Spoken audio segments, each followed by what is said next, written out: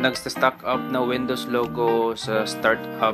Ganito yung nangyari sa computer ko. After po, nag-trick off yung power interruption po. Biglaang power interruption. So, ganito na po yung resulta niya. Hindi natin mabawasan yung biglaang power outage.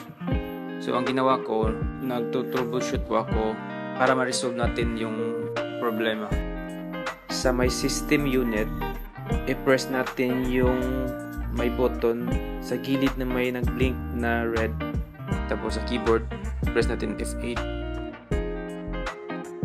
I-restart siya. Tapos papasok siya. Hintay po tayo saglit sa ganitong window. Tapos press natin save mode with networking. Enter natin dyan.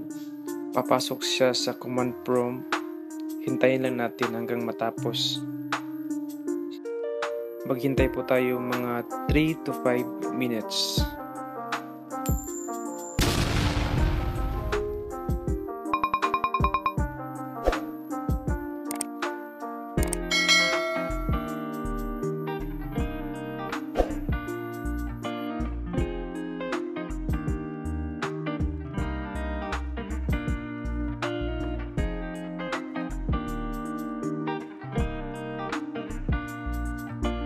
Hintay po tayo.